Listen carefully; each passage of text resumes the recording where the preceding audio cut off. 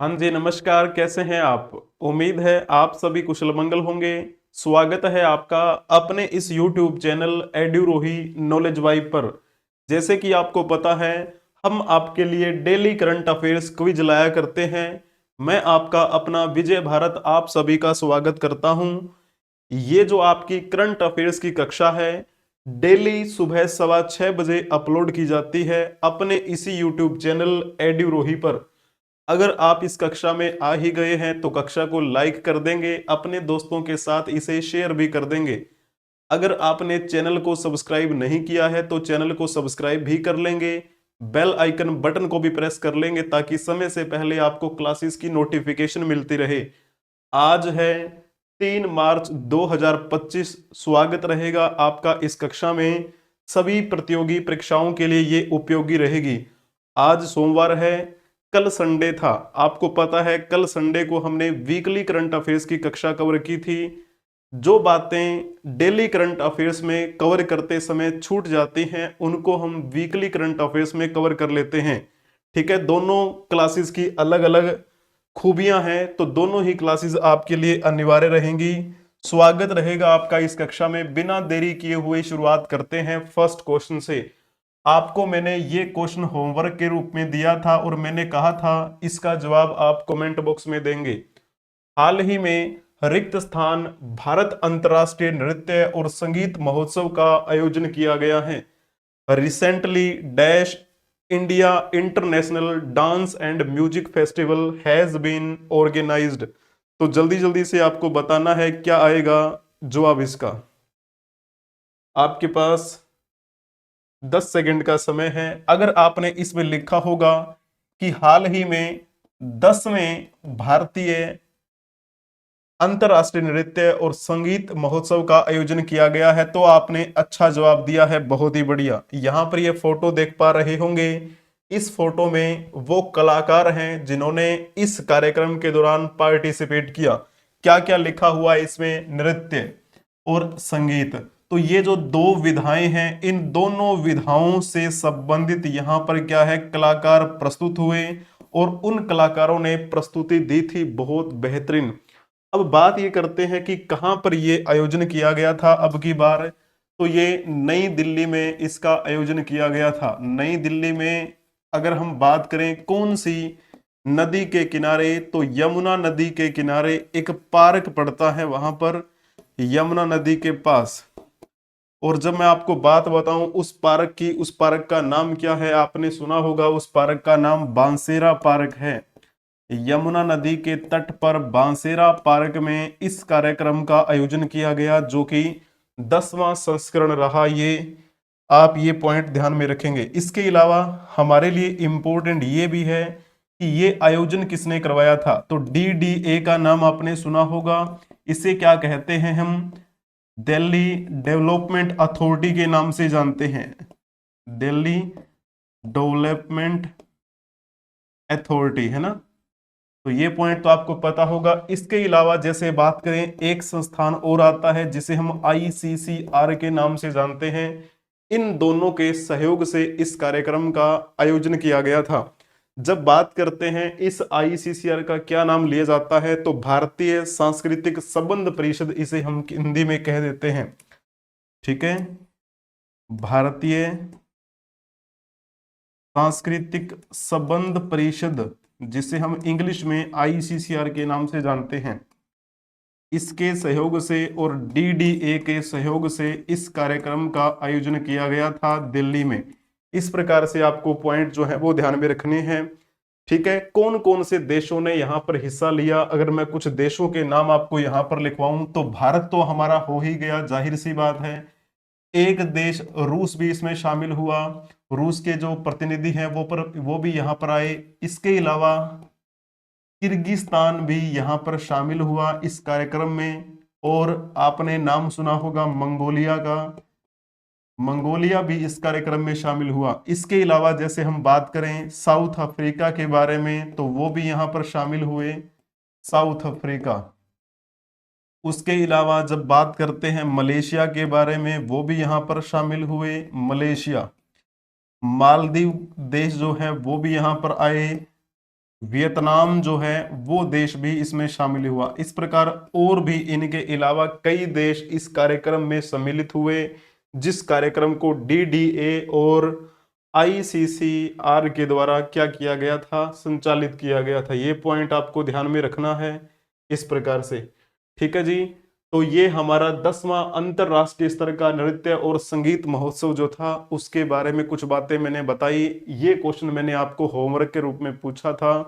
चलिए जी, अब आपको ये पता लग रहा होगा कि ये तो कार्यक्रम बहुत पहले हो गया था। बहुत पहले तो कितना पहले हो गया था? 22 फरवरी से लेकर 27 फरवरी तक इसका आयोजन किया गया था, है ना। तो मैं अगर तारीख भी लिखूं भी, 22 फरवरी से 27 फरवरी, है ना।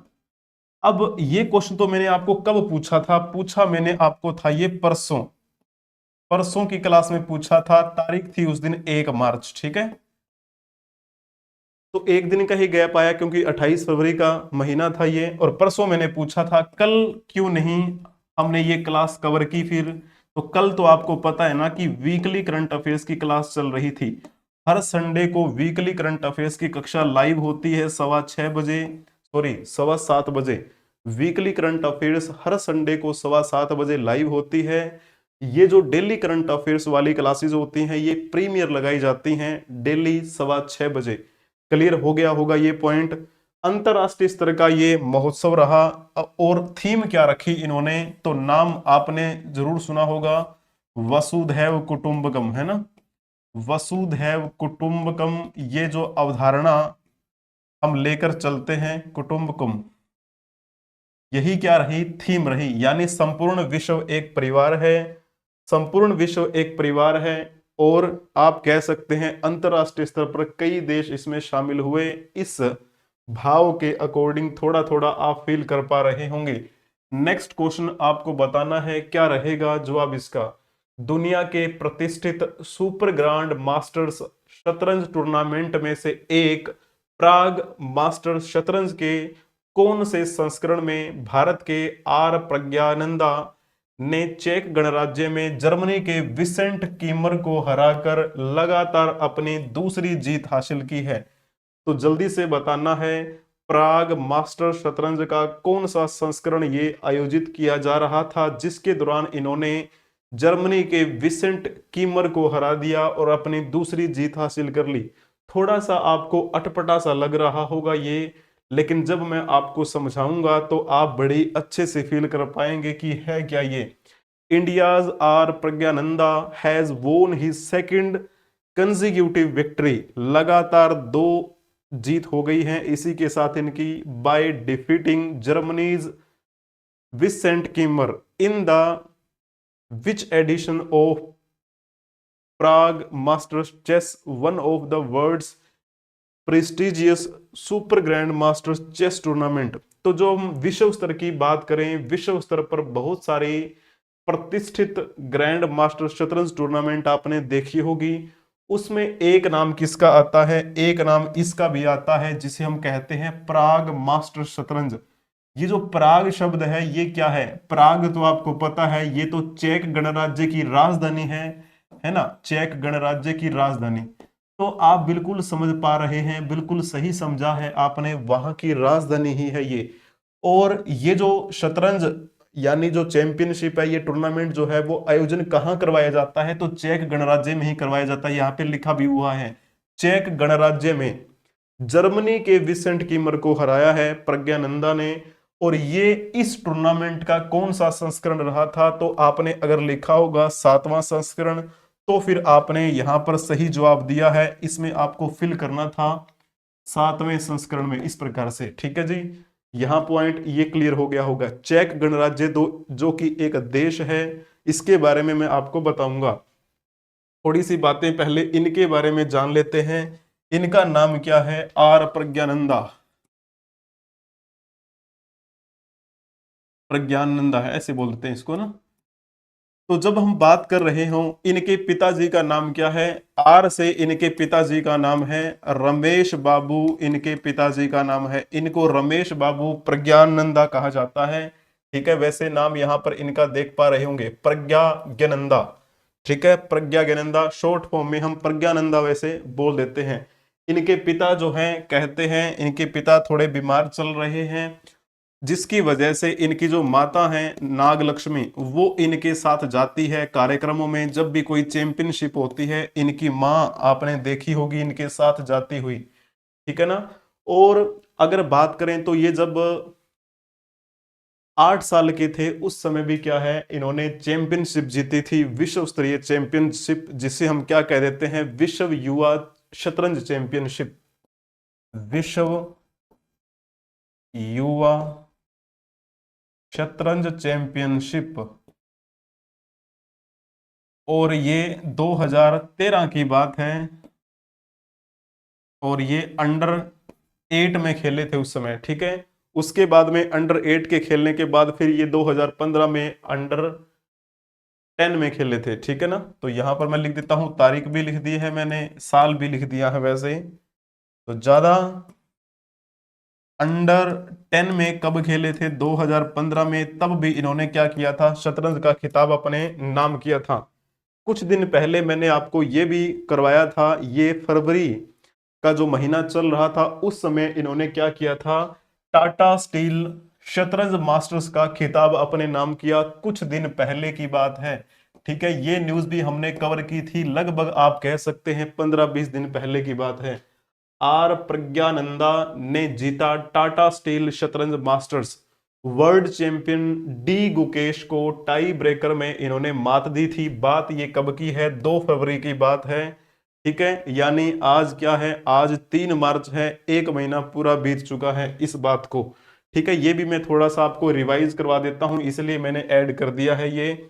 और इसी के साथ ये क्या बन गए हैं, प्रज्ञानंदा 2006 में विश्वनाथ आनंद ने ये खिताब जीता था। उसके बाद में ये टाटा स्टील मास्टर्स में टॉप पुरस्कार जीतने वाले पहले भारतीय बने हैं, ठीक है ना। इनसे पहले विश्वनाथ आनंद जीत कर आए थे 2006 में, उनके बाद पहले खिलाड़ी हैं जिन्होंने ये टाटा स्टील शतरंज मास्टर्स का खिताब जीता, ये 2025 में, ठीक है। 2 फरवरी को हमने ये न्यूज कवर की थी डेली करंट अफेयर्स की क्लास में।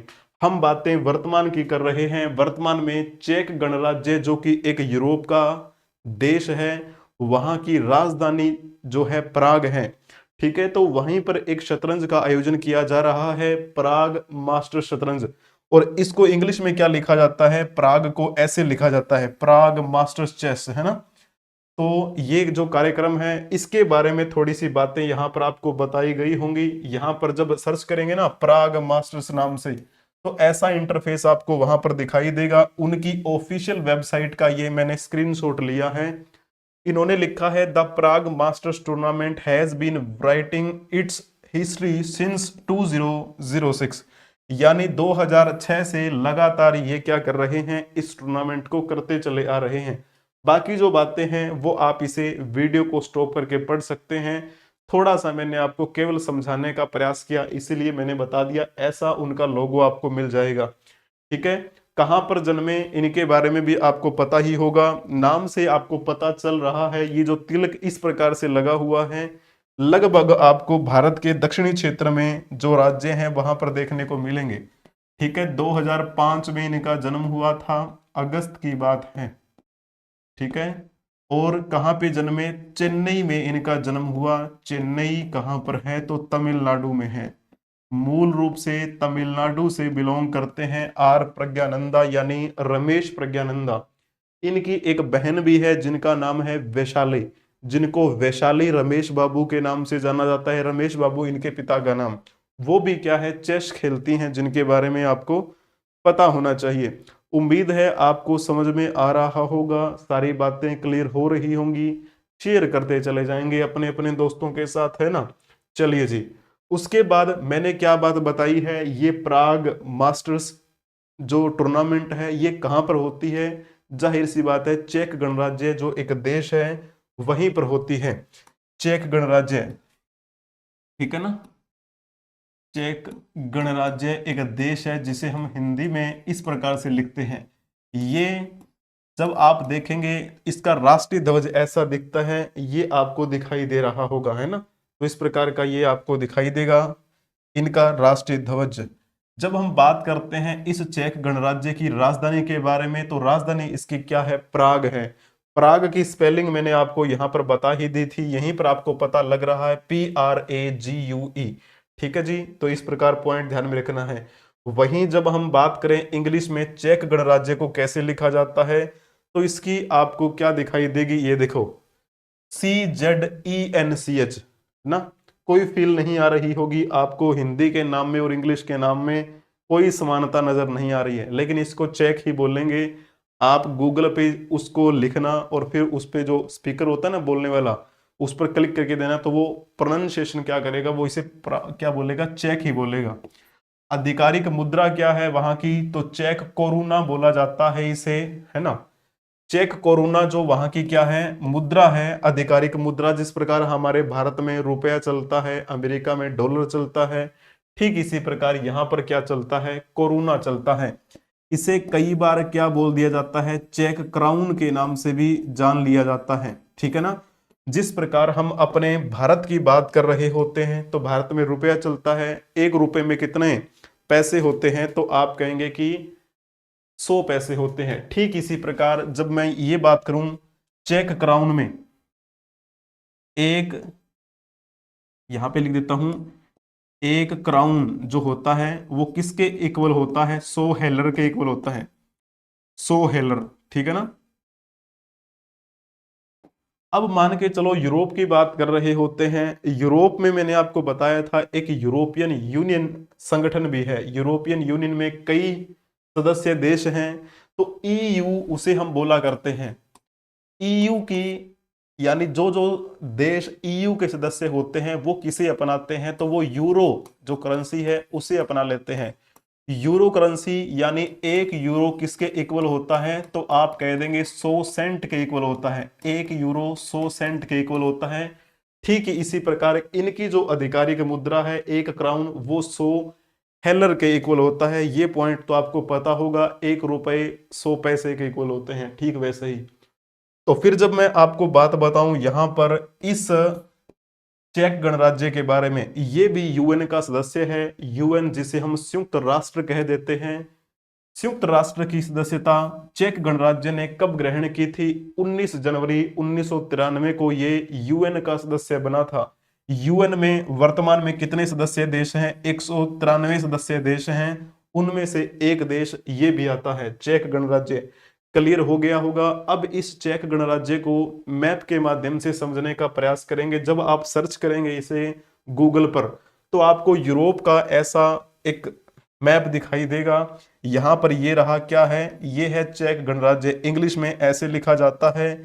इसकी आपको दिखाई दे रही होगी स्पेलिंग, ठीक है। इसके जब आप इधर देखेंगे, पूर्व साइड में स्लोवाकिया दिखेगा, दक्षिण में ऑस्ट्रिया है, इधर जर्मनी दिखाई देगा, ये डेनमार्क, ये यूके, है ना। सारे देश आपको दिखाई दे रहे होंगे, लिथुआनिया, लातविया, इस्टोनिया, ठीक है, बेलारूस, इस प्रकार से रोमानिया, सर्बिया, क्रोएशिया, इटली, ये सारे क्या हैं? आपको यूरोपियन देश दिखाई दे रहे होंगे। अब जब हम इस देश की बात करते हैं, ये जो आपको चेक गणराज्य दिखाई दे रहा होगा, ये क्या है? ये एक स्थलरुद्ध देश है। स्थलरुद्ध का मतलब क्या होता है? यहां पर कोई जलीय सीमा नहीं लगती, सभी की क्या है? भूमि वाली सीमा यहां पर लगती हुई आपको दिखाई दे रही होगी। आप कहेंगे जी हाँ, इतनी बात तो हमें क्लियर हो गई। अगर यूरोप की बात करें, तो यूरोप के कौन से एरिया में आपको देखने को मिलेगा? तो ये मध्य यूरोप में देखने को मिलेगा। यूरोप कॉन्टिनेंट जो होता है उसके मध्य में है ये देश जिसके बारे में हम बात कर रहे होते हैं। इसी मैप को मैंने थोड़ा सा बड़ा करके आपको दिखाने का प्रयास किया है। ये क्या है? यही तो है चेक गणराज्य, इसे हिंदी में हम कह देते हैं। इसकी राजधानी के बारे में आपको पता होगा, ये रही राजधानी इसकी, प्राग। थोड़ा कलर चेंज कर लेता हूं ताकि आपको यहां पर दिखाई दे। ब्लैक कलर में मैंने क्या किया है, इस पर ऐसे बना दिया है बॉक्स, यही है प्राग। और इसी के नाम पे ही वो टूर्नामेंट का नाम रखा गया है जिसके बारे में हम बात कर रहे थे, प्राग मास्टर्स। ये क्या है? टूर्नामेंट है जिसमें किसने जीत हासिल की है? लगातार दूसरी जीत हासिल की है आर प्रज्ञानंदा ने, यानी कि आप कह सकते हैं रमेश बाबू प्रज्ञानंदा ने। प्राग मास्टर शतरंज के बारे में मैंने बता दिया है, देश के बारे में मैंने बता दिया, मैप के माध्यम से मैंने समझा दिया। ये देश चेक गणराज्य कब यूएन का सदस्य बना वो भी मैंने आपको बातें बता दी। उम्मीद करता हूं कि आपको ये बातें समझ में आई हैं। अपने दोस्तों के साथ इसे शेयर जरूर कर देंगे, ठीक है जी। आप कहेंगे जी हाँ बिल्कुल कर देंगे। नेक्स्ट क्वेश्चन की ओर चलते हैं, फिर इसी खुशी में बताएंगे क्वेश्चन क्या रहेगा। पंचायती राज मंत्रालय रिक्त स्थान 2025 को एक राष्ट्रीय कार्यशाला में सशक्त पंचायत नेत्री अभियान प्रारंभ करने जा रहा है। 3 मार्च यानी आज करने जा रहा है, या फिर 4 मार्च कल करने जा रहा है, 5 मार्च परसों करने जा रहा है, या फिर 6 मार्च को करने जा रहा है, यानी परसों के अगला दिन, नरसों बोल देते हैं वैसे।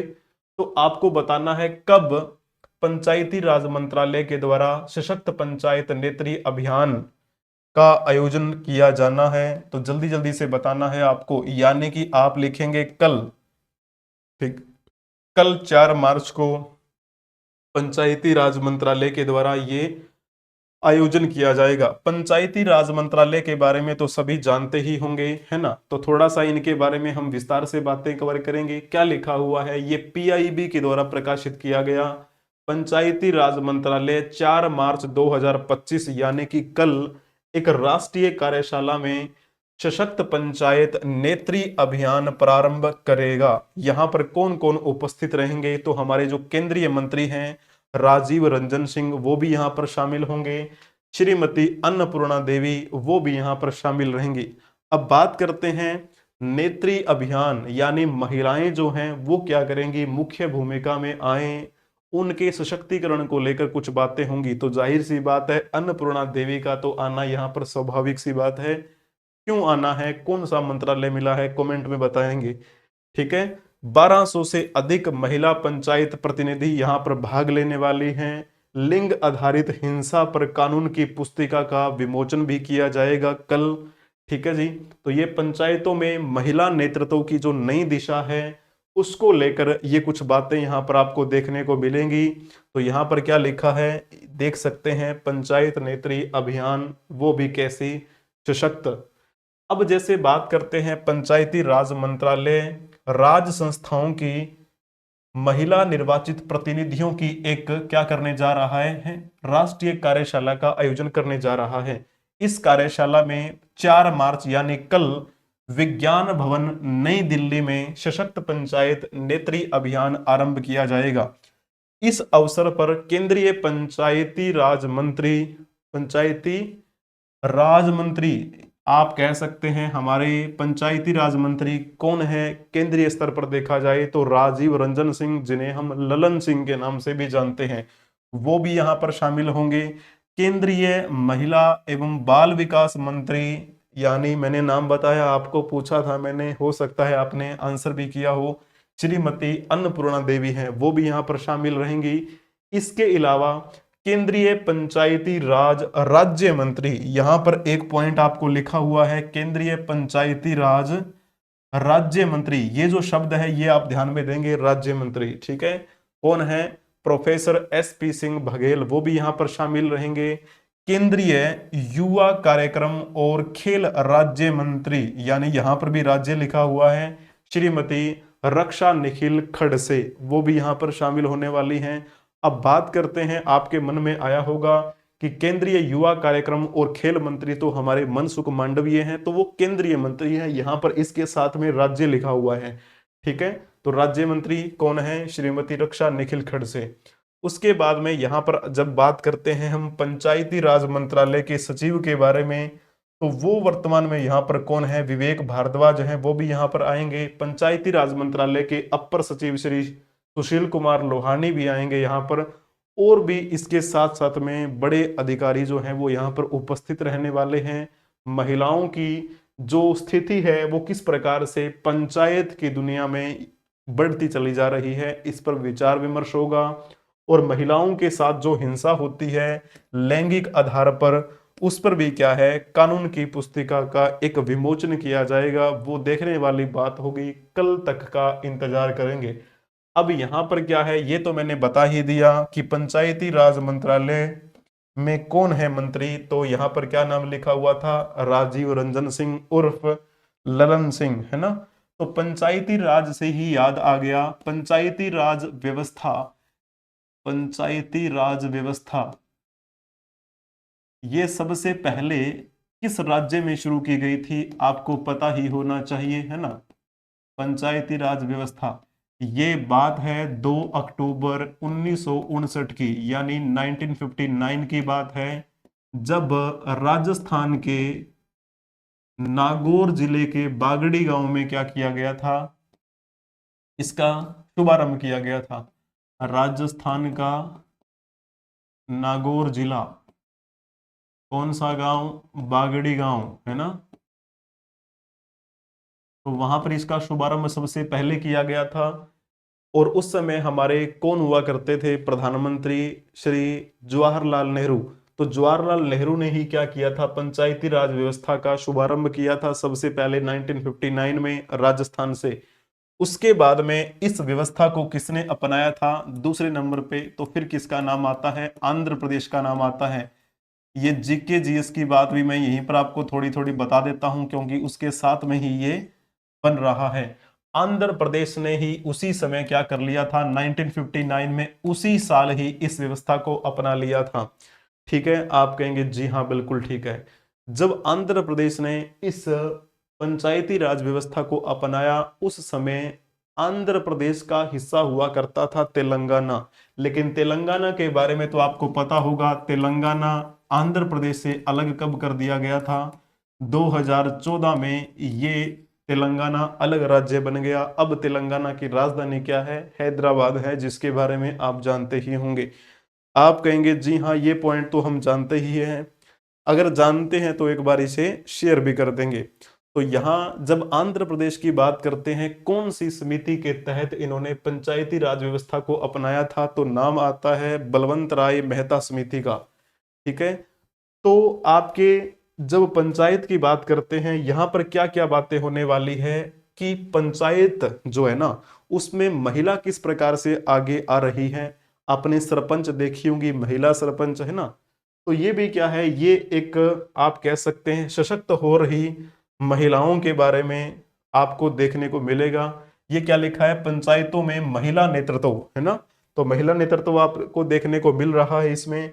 थोड़ा सा जब मैं आपको बताऊं कितने चरण होते हैं इसके, 3 चरण आप ये मान के चलिए। कौन कौन से चरण होते हैं वो 3 चरण? एक तो आप कह सकते हैं ग्रामीण स्तर पर होता है, ग्रामीण स्तर, ग्रामीण स्तर यानी गांव के स्तर पर। ठीक है, दूसरा आपके होता है ब्लॉक स्तर पर, ब्लॉक स्तर। उसके बाद में यहां पर आप कह देंगे जिला स्तर पर। तो इस प्रकार से इसको 3 भागों में बांटा गया है पंचायती राज व्यवस्था को, ताकि अच्छे से इसमें क्या किया जा सके, कोई भी आप कह सकते हैं कोई व्यवस्था है उसको सुचारू रूप से लागू किया जा सके। ग्रामीण स्तर पर तो आपको पता है क्या होते हैं? तो ग्राम पंचायत होती है, ग्राम पंचायत। और उस ग्राम पंचायत के मुखिया कौन होते हैं? तो सभी को पता है, सरपंच होते हैं। महिला सरपंच भी आजकल बहुत बन रही हैं, आपने देखा होगा। उन्हें महिलाओं के बारे में यहाँ पर बातचीत होने वाली है कल, ये मैंने पॉइंट बता दिया। जब हम ब्लॉक स्तर की बात करते हैं तो एक आप कह देंगे ग्राम पंचायत से बड़ी होती है पंचायत समिति। ठीक है ना, कई पंचायतों की एक समिति बन जाती है ब्लॉक स्तर पर, यानी उस ब्लॉक में कितने गांव आते हैं तो उनकी एक मुख्य भूमिका में कौन रहता है? तो पंचायत समिति बना दी जाती है। उसके बाद जिला स्तर पर क्या होता है? एक जिला परिषद बना दी जाती है ना, जिला परिषद। तो ये किसका स्वरूप आप देख पा रहे होंगे? तो ये जो स्वरूप आप देख पा रहे हैं ना, ये पंचायती राज व्यवस्था का ही एक स्वरूप है जो आपको पता चलना चाहिए। पंचायती राज व्यवस्था के बारे में मैंने आपको बता दिया। सबसे पहले राजस्थान के नागौर जिले में इसका शुभारंभ किया गया था पंडित जवाहरलाल नेहरू के समय में। ठीक है, अब जाहिर सी बात है, मैंने जो आपको तीन चरण बताए हैं, ग्रामीण स्तर, ब्लॉक स्तर, जिला स्तर, तो राजस्थान में इनके इलेक्शन ही होते हैं ना। आपको पता है सरपंच के इलेक्शन होते हैं, ब्लॉक स्तर पर भी होते हैं, जिला स्तर पर परिषद के लिए भी होते हैं। आपने गांव में देखा होगा पोस्टर लगा दिए जाते हैं इस प्रकार से।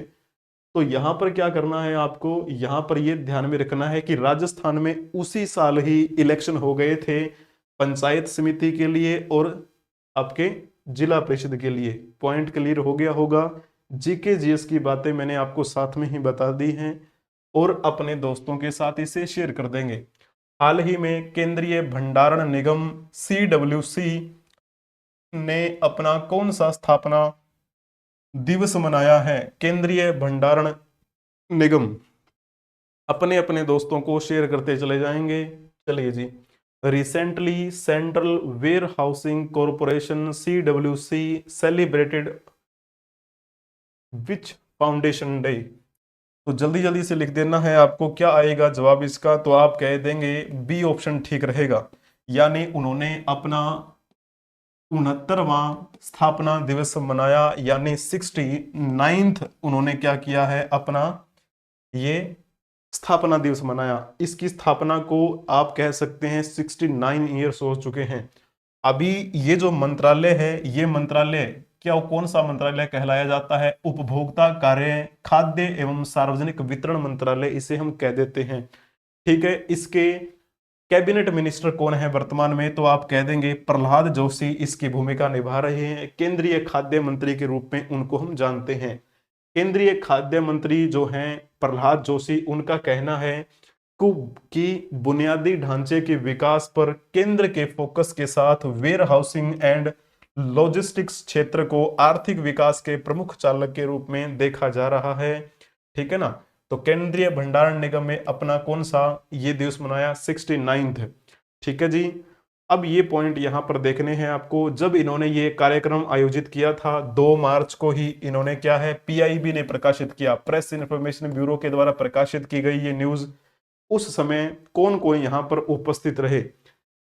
केंद्रीय उपभोक्ता कार्य, खाद्य एवं सार्वजनिक वितरण मंत्री कौन हैं? तो प्रहलाद जोशी हैं। वहीं जब हम कुछ पॉइंट और बताएं आपको, केंद्रीय उपभोक्ता मामले, खाद्य और सार्वजनिक वितरण राज्य मंत्री, यहां पर क्या है, राज्य अगर लिखा आ जाए तो फिर आप किसका नाम लिख देंगे? श्री BL वर्मा। तो BL वर्मा इस मंत्रालय में राज्य मंत्री की भूमिका निभा रहे हैं। तो भी आपको पॉइंट ध्यान में रखना है। नीमूबेन जयंती भाई भामणिया भी इसमें क्या रहे थे, कार्यक्रम में शामिल हुए। ये कार्यक्रम आप देख पा रहे होंगे, celebrating milestone in food security and logistics. ठीक है। और ये जो प्रहलाद जोशी हैं, इनका कहना है कि जो भी केंद्र के द्वारा ये योजनाएं लागू की जाती हैं, ठीक है, उनमें एक अहम योगदान रहता है हमारे इस CWC का, ठीक है ना, केंद्रीय भंडारण निगम का। ठीक है, तो इसके बारे में इन्होंने बातें की। इसके अलावा मैंने एक मंत्रालय तो आपको बता ही दिया, जिसे हम क्या बोल देते हैं, उपभोक्ता मामले, खाद्य एवं सार्वजनिक वितरण मंत्रालय। इसके साथ साथ में इनके पास एक मंत्रालय और भी है, जिसे हम कहते हैं नवीन एवं नवीकरणीय ऊर्जा मंत्रालय, यानी उसकी भूमिका में कौन निभा रहे हैं? प्रहलाद जोशी निभा रहे हैं।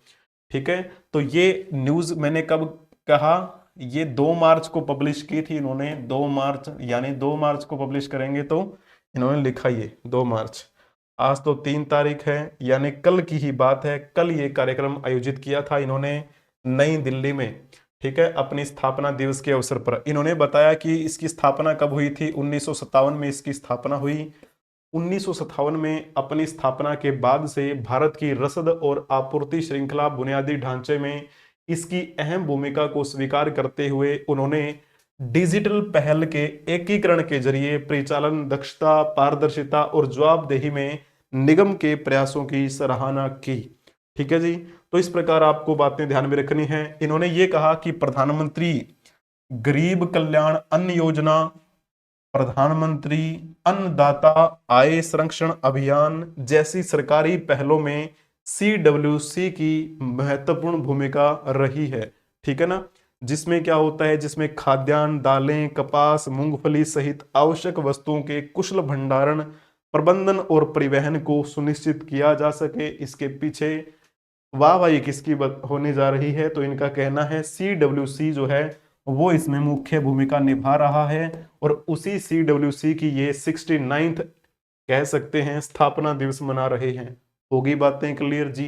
हाँ, हो गई। तो नेक्स्ट क्वेश्चन बता दीजिए, फिर जल्दी जल्दी से अपने दोस्तों को शेयर भी करते चले जाएंगे। ठीक है जी। आप कहेंगे जी हाँ बिल्कुल ठीक है। हाल ही में रिक्त स्थान पुलिस द्वारा युद्ध नशा विरुद्ध नामक राज्य स्तरीय तलाशी अभियान CSO चलाया गया है। Recently state wide search operation named Yudh Nasha Virudh CASO has been launched by dash police, यानी कौन से राज्य की पुलिस के द्वारा ये काम किया गया है। इन्होंने कहा कि 8,000 पुलिसकर्मी, 8,000 प्लस पुलिसकर्मी शामिल हुए इस सर्च अभियान में। 900 प्लस इन्होंने क्या बनाई, 900 प्लस इन्होंने टीम बनाई।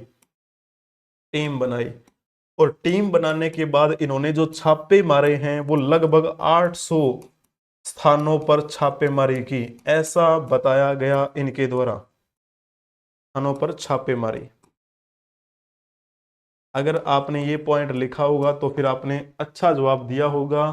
आपने लिखा होगा पंजाब तो आपने अच्छा जवाब दिया है। आपको पता है पंजाब में नशा बहुत ज्यादा है, ठीक है। और तो जो चिट्टा शब्द यूज करते हैं, बखूबी ड्रग्स वगैरह, आपको ऐसे बहुत लोग मिल जाएंगे। इसकी वजह से क्या है, रात को वहां पर अकेले निकलना भी दूभर हो जाता है। ऐसा तो आजकल समय ही पता है आपको बदल चुका है। 100-200 के लिए ही क्या कर देते हैं, वो व्यक्ति को मार देते हैं। इस प्रकार के लोग हो रहे हैं, पता नहीं कैसी मानसिकता है, ठीक है। तो इस वजह से पुलिस प्रयास कर रही है, युद्ध नशा विरुद्ध एक अभियान चलाकर छापेमारी कर रही है। कितने लोगों को गिरफ्तार किया उन्होंने, 290 लोगों को गिरफ्तार कर लिया, जो ड्रग्स बेचते थे या ड्रग्स से रिलेटेड जो पाए गए थे। और कितने लोगों पर FIR हुई, तो 230 प्लस लोगों पर इन्होंने FIR की है, FIR, ठीक है ना। तो ये एक अच्छा प्रयास है। अगर वैसे देखा जाए, यहाँ पर पंजाब की बाउंड्री किसके साथ लगती है, आपको पता है हरियाणा के साथ लगती है। हरियाणा के जो डिस्ट्रिक्ट हैं, जैसे सिरसा की बात करें, फतेहाबाद की बात करें, यहाँ पर भी आपको देखने को मिलेगा बहुतायत मात्रा में नशा आता है। ये नशा पंजाब से ही आता है यहाँ पर, ठीक है। तो इस प्रकार से कहीं ना कहीं कंट्रोल करने की आवश्यकता है भी। और बातें चल रही हैं सर्च अभियान की, कौन कर रहे हैं, वहां की पुलिस कर रही है। पुलिस से ही एक बात याद आती है, वहां पर यानी पंजाब पुलिस कांस्टेबल की भर्ती निकली हुई है। अगर आपने वो फॉर्म फिल नहीं किया है तो आप वो फॉर्म फिल कर देंगे, ठीक है। शायद उसकी लास्ट डेट है 13 मार्च। आज कितनी तारीख है, आज है 3 मार्च, है ना। तो 3 मार्च है, यानी कि 10 दिन आपके पास हैं, 10 दिन बाकी हैं आपके पास। इस फॉर्म को फिल कर सकते हैं, 13 मार्च इसकी लास्ट डेट रहेगी। ये जो मैंने स्क्रीनशॉट दिखाया है, ये मैंने बना दी इस पर वीडियो, ठीक है। वीडियो मैंने उसी दिन बना दी थी जिस दिन यहाँ पर ये नोटिस इन्होंने जारी किया था, ठीक है। कितने वैकेंसीज हैं, 1746 पदों पर वैकेंसीज हैं। +2 पास अगर कोई विद्यार्थी हैं वो भी यहाँ पर अप्लाई कर सकते हैं, लेकिन शर्तें लागू हैं। ये मैंने आधे घंटे की वीडियो बनाई है, इसमें सिलेबस भी क्या आएगा, आपके एग्जाम में क्या होगा, वो सिलेबस भी मैंने बता रखा है कि क्या क्या बातें आपसे एग्जाम में पूछी जाएंगी, किन बातों का आपको ध्यान में रखना है, कितनी आपकी फीस लगेगी। तो ये जो बातें हैं, सारी योग्यताएं, ऑनलाइन आवेदन कैसे करना है, फॉर्म कैसे फिल करना है, सारी बातें A to Z मैंने इस वीडियो में बता रखी हैं। ये वीडियो आपको कैसे मिलेगी, तो अपने इसी चैनल पर एक बना हुआ है प्लेलिस्ट, है ना। उस प्लेलिस्ट का नाम मैंने रखा है नोटिस बोर्ड। उस नोटिस बोर्ड नामक प्लेलिस्ट में जाएं, वहां पर आपको बहुत सारी लेटेस्ट जो वैकेंसीज आती हैं उनके बारे में जानकारी मैं प्रोवाइड करवा देता हूं, ठीक है जी। तो चलिएगा, बहुत बढ़िया। कहाँ की बातें हो रही है, पंजाब की बातें हो रही हैं। पंजाब के थोड़े से राजनीतिक दृष्टिकोण को भी समझने का प्रयास करेंगे। सबसे पहले मैं बताता हूं पंजाब की विधानसभा के बारे में। पंजाब की विधानसभा में कितनी सीटें हैं वर्तमान में, तो आप कहेंगे वहां पर 117 सीटें हैं। क्लियर हो गया होगा आपको ये पॉइंट। असम में कितनी सीटें हैं, मैंने बताया था आपको 122 सीटें हैं। हरियाणा में कितनी हैं, 90 सीटें हैं, ठीक है। इस प्रकार से आपको पॉइंट क्लियर हो भी गए होंगे। गुजरात में कितनी है, 180 हैं। वैसे मैंने आपको बताया था 182 आपको दिखाई जाती हैं, लेकिन ऑफिशियल पोर्टल पर 180 विधायक हैं वर्तमान में गुजरात में, ठीक है। तो आपको रटने की कोई आवश्यकता नहीं है, मैं हर बार आपको ये फोटोज दिखा देता हूं ताकि आपको कोई रटना ना पड़े।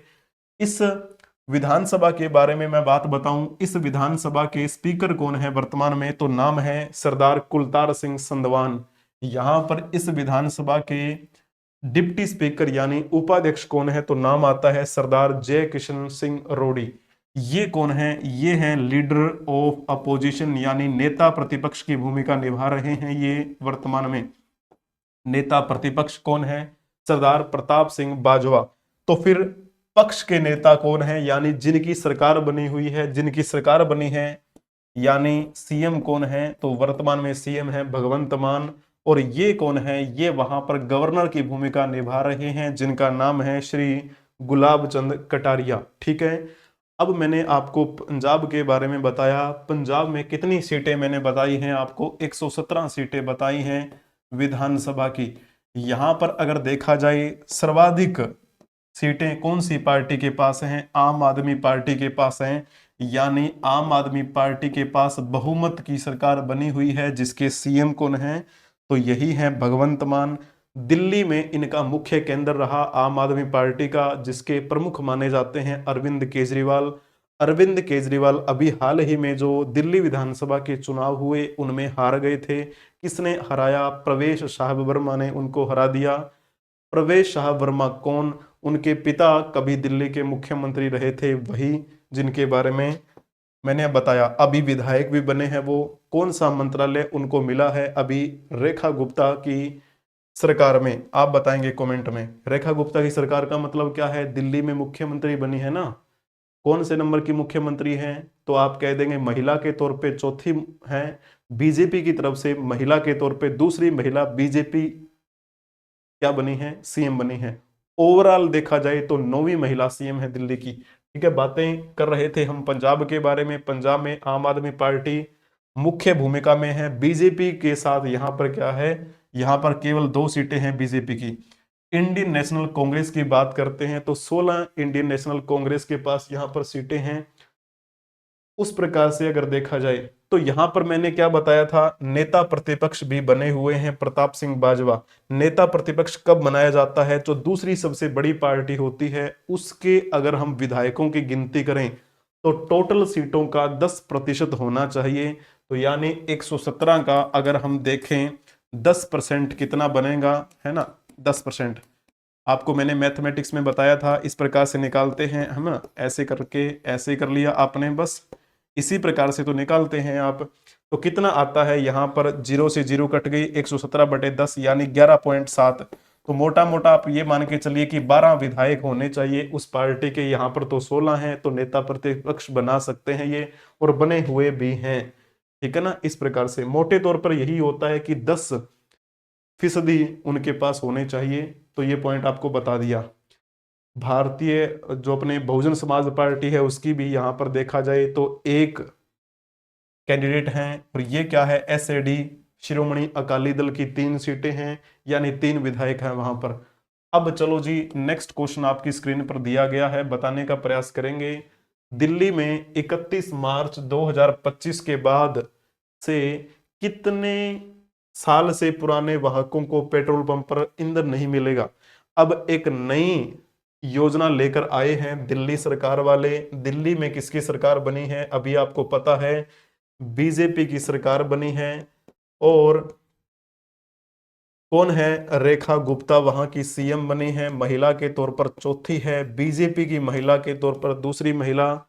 और वैसे ओवरऑल देखा जाए तो 9वीं महिला है ये, ठीक है ना, सीएम के रूप में।